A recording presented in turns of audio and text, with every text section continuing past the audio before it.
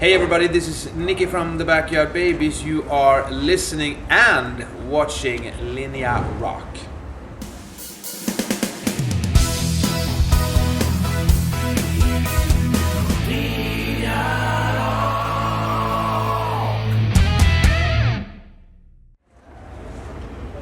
Hi Nicke, welcome back to Milan. Thank you very much. And welcome to LINEA ROCK. So you're having your coffee Yes. this afternoon and you're pretty much ready for the show tonight in Milan at Land of Freedom. Yes. Let's start to go way back. So the Backyard Babies formed in 1989, long ago, and you're certainly among the pioneers of the new Swedish hard rock scene, let's call it new, which in the last 15 years actually exploded all over the world. 7 albums later, what makes the Backyard Babies still unique in the Swedish scene? And how is the scene different now compared to 25 years ago? I think there's there's a shift again in a generation shift. I mean, we are all actually not like the young, up and coming, rowdy rock bands that we were. Of course, you know, we've been around now for a long time. And as you said, this whole Scandinavian rock scene that started in the late 90s. You know, now it's 20 years ago. So time flies.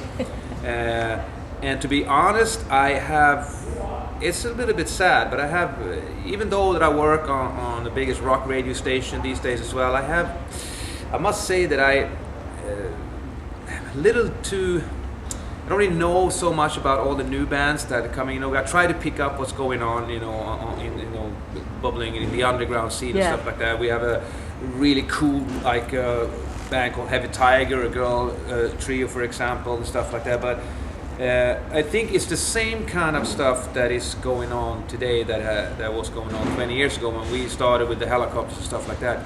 It's some kind of the Swedish bands has some kind of really very serious and dedicated and professional approach to playing music. Yeah. The stuff that has changed maybe, which is really important thing, is that when we started, we could have no job, we can get money from the government, we could finance our rehearsal places, our instruments, or anything like that by just asking for money from the city or the government or whatever, which is really, of course, a great opportunity. That stuff has changed. It's not as easy as it was 20 years ago or 30 years ago, which you could basically make up any fucking lie and say like, yeah, we're gonna get a job later, but right now we want to play so we get more money. But it made us be able to focus on the music, and not. So I think that is different. But still, it's the same kind of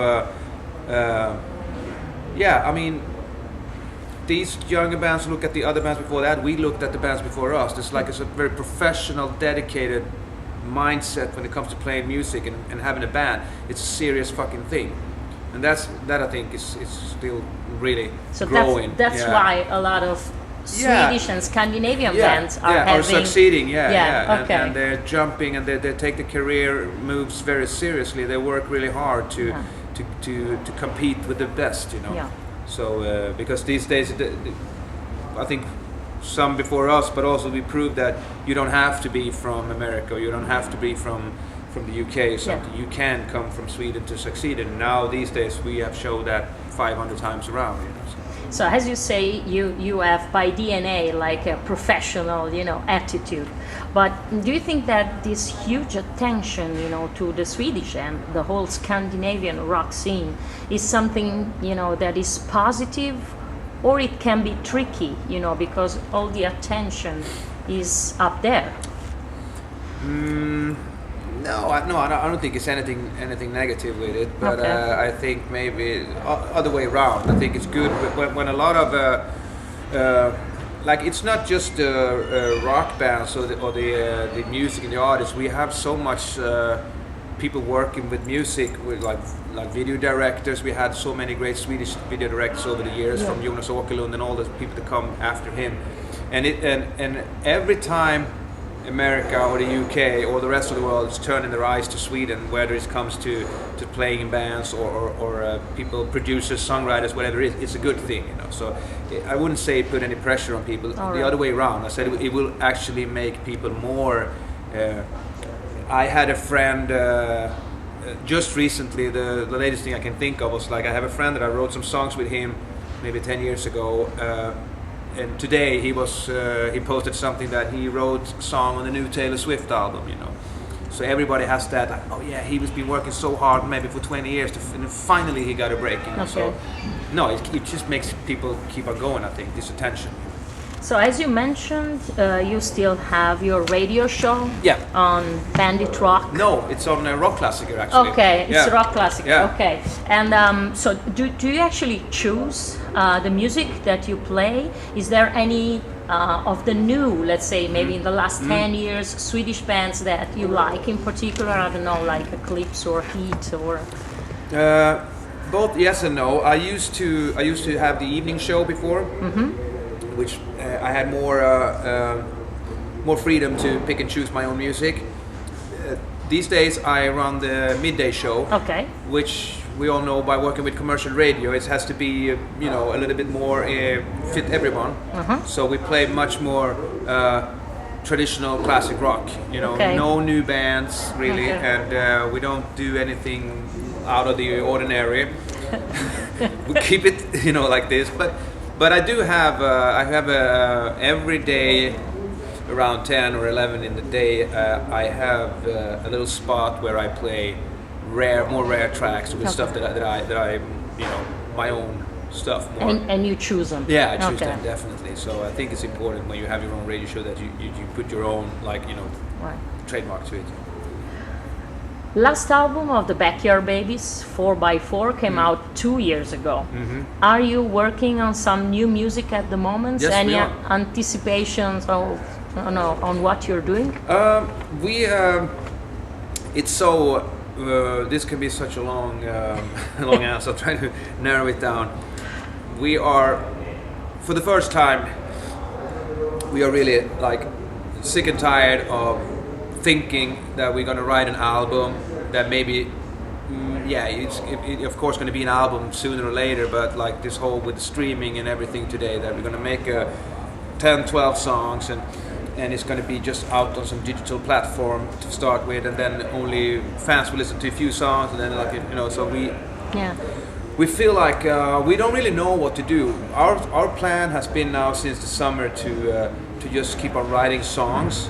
And that's what we're doing right now, in between everything else we're working with.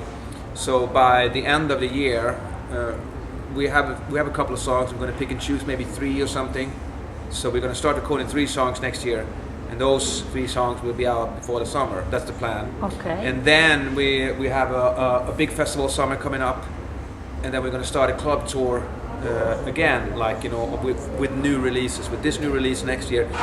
But then we're going to keep on like writing songs. So I guess it's going to be an album, a full-length album, and also a physical copy, of course, coming out at the end of next year. Okay. But in the meantime, I'm not sure whether it's going to be just these 3 songs coming out digital, like a sort of spring. EP. A sort of EP, something like that. Yeah, but like EP was like a physical release as well. I don't know. I don't even know what you call it. We've got these 3 songs on streaming platforms. But it's important for us to have a new release, because we have great new songs that we are writing, and we're looking for maybe producers and co-writers to start to go into the studio early next year. So that's the plan. Concerning co-writers, I had a question on that. You worked in the past with some external songwriters. Was that a choice, or it simply happened? And how was that experience? Did you learn or get what you expected, or actually maybe it was the other way around and you understand, you know, better that you prefer to stick to your guns composing within the band? Yeah, good question. I always been very interested in looking outside your own garden or whatever. I mean, I know Dregen and Peter and Johan, we know each other really well, and we love to write together. And but when I started my solo projects, and even before that, when I started to write with other people, I love to learn new stuff, and I always try to pick and choose people that can teach me something. That comes maybe from. I've been working a lot with a Swedish producer called Mats Valentin, and he comes from a total different way. He has nothing. He has no punk or that type of rock and roll genes that I have in me. He has a lot of other stuff. But when we work together, it's some kind of good clash. So it makes me a better and wider songwriter, and we take good steps forward, I think. And same thing when it comes to producers that are also likes to write the stuff. They get involved in the songwriting. So I would say, but the good thing with this question is that we even though that this is so great to work with other people, we said to ourselves that this time we're going to start writing just Peter, me, and Dregen. Okay. The bass player, unfortunately, he's just a bass player, so he doesn't write any songs. But me, Peter, and Dregen, we said we're going to start writing just 3 of us. Okay. Up until New Year, and we already have a bunch of great songs. And then maybe next year we're going to continue working a bit with co-writers. Right. Let's see what that takes us. Instead of that, you starting immediately with so many different people. Because at some point it's really important after all these years that you are. That you believe in yourself, that you know that the essence of Back Your Babies is in these 3 guys' songwriting skills, but then the way we played it live. And how would you describe in one word the essence of Back Your Babies? I mean, the partnership between you, Peter, and Dregen. One word? Yeah. Yeah, but it's like a family, It's we don't know anything else. I mean, we've been doing it for so long, so it's kind of like this. We joke about it so much that this is some kind of love-hate relationship and stuff, and it really is. It's like a brother thing, One day you hate the fucking guts out of Dregen because he's a fucking idiot, and selfish, stupid, whatever. And then the next day you love him because we have this thing. I mean, we both. Or we all 4 of us understood after a while that how valuable the thing is to be able to have a group or band together that makes so many people happy for so long. Just the 4 of us, no band name member changes or anything. Yeah, we have had a break and we've been fighting and we don't agree with each other. Like most of the time we don't agree with each other, but for some reason we have each other, in one way. I mean, I don't know if I would never want to have a band with someone else. All right. It's not worth it. So I guess family is maybe a word. I don't know. So you split a couple of times during your career. It was 97 and 2009.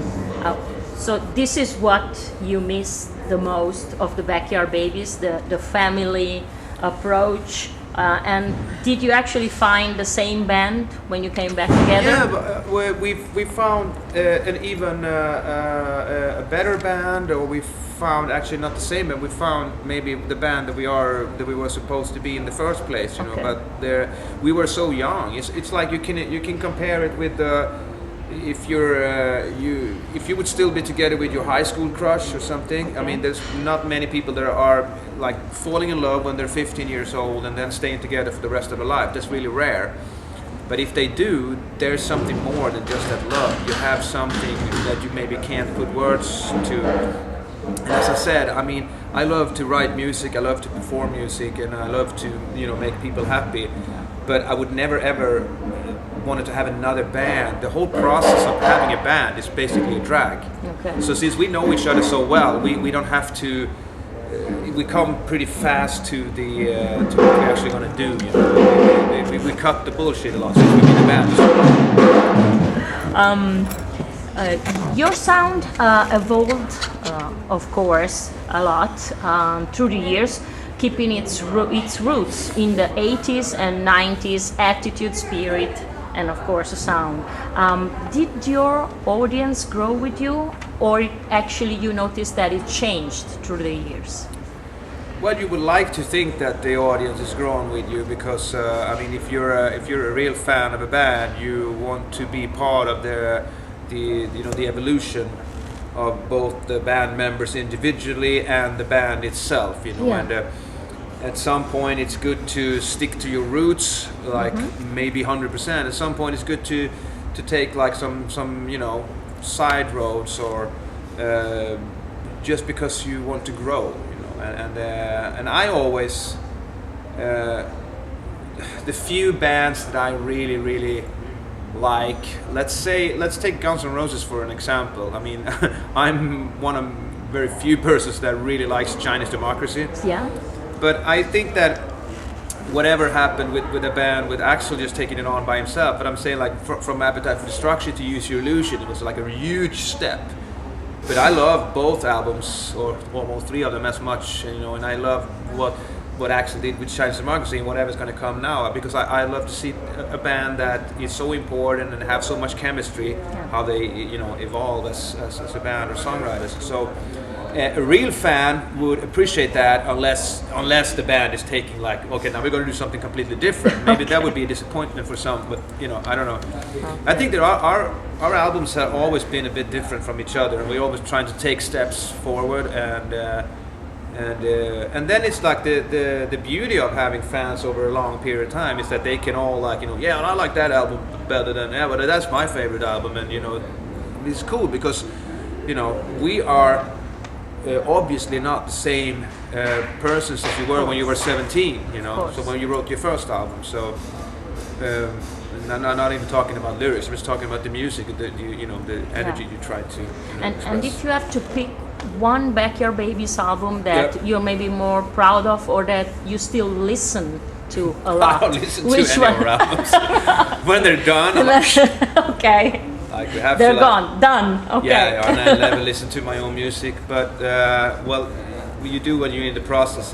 But I would say maybe our first album, Diesel and Power, because it was so weird. I'm so proud of that. We could like make all that ourselves and be in the studio producing and recording and writing an album and get it out by basically having because the sound engineer was fucking high on weed all the time and stuff, so he didn't really help out that much. So we were like, I don't know how we did it in like 11 days or something, but wow. And it still sounds pretty okay today. Like, you captured the essence. Yeah, it was pure. We've been working with these songs in our rehearsal studio in a small little town in Sweden long before we moved to Stockholm. Day and night, we're playing these fucking songs, and then finally we got our first record deal and we got to record them, and then it was like, okay, so it sounds like there's a band that is very happy to finally be in the studio to record it for real. So I think that first album for sure. Now a tough question. Did you ever take a listen to Stone Sour recent single, Song 3? That song is way too similar to Backyard Babies' Abandon, which came out actually 9 years ago. Oh, really? Did you notice it, or did anybody get your attention on this fact? Are you talking about song Abandon? Yeah. I had no idea. I know Stone Sour, but I haven't heard the song. Is it on the latest album? Yeah. Oh, I must listen. An Italian DJ found that out. Really? Yes, and he put the two songs together, and they're actually pretty much very similar. So I never met Corey Taylor in like met him, but not like haven't been talking. Okay. I know. I was hanging out a bit with Joey Jordison from Slipknot, but I don't know any of them more than that. Okay, so you don't know about it, so you cannot comment on that. Okay. Yeah, but of course he has been listening to the Backyard Babies. Everyone has. Yeah, okay. Yeah, so we are influential. So you take it as a positive thing. Yeah. Okay. Yeah. Man, you can. We borrow a lot of things as well, so go ahead. All right. So you won 2 Swedish Grammy Awards, but you've always been a band, that seems very distant to those kind of celebration. What does that mean to you, and how did you live that experience of the Grammys?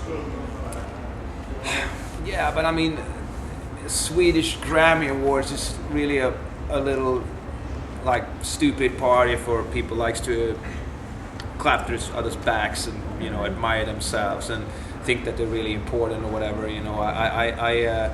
When we won our first Grammy, I think in '98 or something, that was really important because we got to be on TV and we got to do drugs on like that prime was time TV. A good step. Yeah, it was like we were rock and roll. We won a Grammy. Fuck everyone else. Yes. But these days, like everything like this has been really watered out, you know, by winning. There's so many different like prizes to win here and there, and the juries, and there's people voting or whatever. I think that the only prize or the only thing that is important is to actually see people in the crowd being happy when you play. Okay. And, that's the only way to get really appreciated. Your work's getting appreciated, I think. Before it was like, yeah, but by album sales, but you don't sell any albums anymore, so it's like you can only tell by the audience. So, yeah, it's a nice little thing on the wall from the past. Okay. You work with major labels and independent labels, which is the best. And everything in between. Okay. Yeah. Which is the best of both worlds, and which of the two worlds actually fits, you know, the Backyard Babies better? Yeah, that's also a good question. I think that, of course, the independent labels are made and run by music lovers. Firstly, by music lovers who has a vision and who has an idea of promoting the music that they love, you know, and getting that across or abroad. And then it happens sometimes that they get bought up by bigger because they actually Sub Pop happens to sign Nirvana or something like that. I don't know. You know, it's like. But it's all like from the beginning music lovers. Major record companies are just about money, and it can be good to be on a major label if you already have established something that you are very, you know, you have your thing. You cannot be so affected by whoever wants to say, hey, you should maybe try this a little bit. No, okay. You know, like if you're all that confident, you can be on a major label because they have the power, the muscles, the money to get your stuff out really wide. You know, whatever you need help to promote.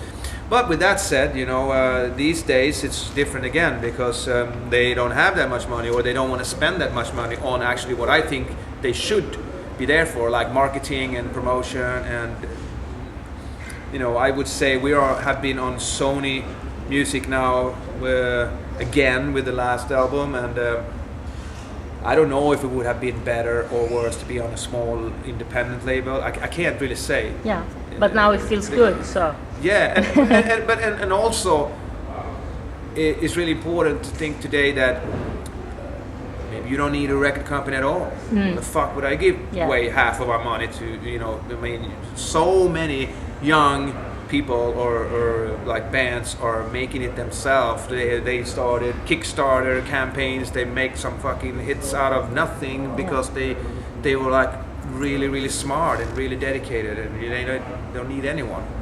Unfortunately, they get sucked in by the major corporate companies anyway because they are probably offering them a lot of money. So it's like, but yeah, once again, it all comes down to money when it's that, and it all comes down to music passion when it's there, and maybe somewhere in between is good. Yeah, also because maybe you know at your level it has to be also to a job. Put it like this. Yeah.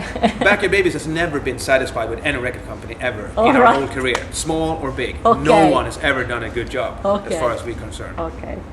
They maybe think that we've never done a good job either, but that's another question. Okay. And what about Homeland project? Is that a closed chapter or it will be back? No. I mean, it's like it started as something that I wanted to do when Backyard Babies took a break, and it will continue to be something that I do when I don't work with Backyard Babies. Right now, it hasn't been a new release for a long time, but I constantly do gigs. Like acoustic gigs mostly, just me and a guitarist that I'm working with. That's the live form we have right now. Doing a few shows before Christmas, but I have plans on recording new stuff and writing new stuff as well. But I'm a little short on time, to be honest.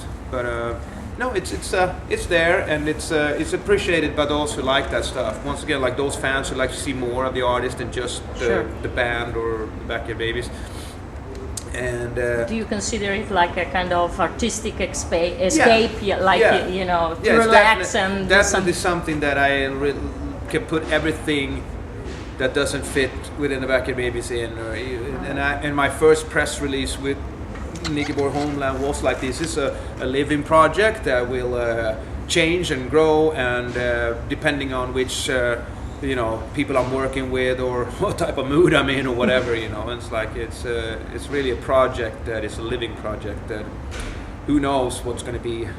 I have a few interesting covers that I want to, you know, record and do in a very Homeland kind of version. All right. Maybe next year or something. So it's going to be maybe a surprise for a few, but it's a fun thing, you know. About covers, a long time ago you recorded a cover version of Taxi Driver from Hanoi Rocks and Babylon from Faster Pussycat. Are those bands still an influence on you? And if you have to pick a cover to record right now with the Backyard Babies in this, you know, time period of your career, which one would it be? We never recorded Taxi Driver, it's just a live version, but but definitely Hanoi Rocks was a huge influence on the band, and of course the whole LA scene with Guns N' Roses, but we were big fans of Faster Pussycat and LA Guns as well. And we loved it was fun to record that song, Babylon. Big ups to Tammy and that first Faster Pussycat album is awesome. Good question. I don't know. I mean, I would like to maybe record something that is not maybe an obvious Backyard Babies cover. That I don't know, but I don't have any good like. I think it's hard with covers. You either are right on target or you fail because it's so. You want to honor the original artist, but you also want to do your kind of, you know, footprint like on the song. And sometimes, I mean, the history is interesting. A lot of bands has had their hit singles with a cover song. So like there's so many. The list is endless. Guns N' Roses with Knocking on Heaven's Door, for example. Absolutely. So and they're kind of making that song their own in a way, you know. So, but I don't know. And did you ever listen to any Backyard Babies cover from any other artist that actually impressed you, or? Sometimes I do. Okay.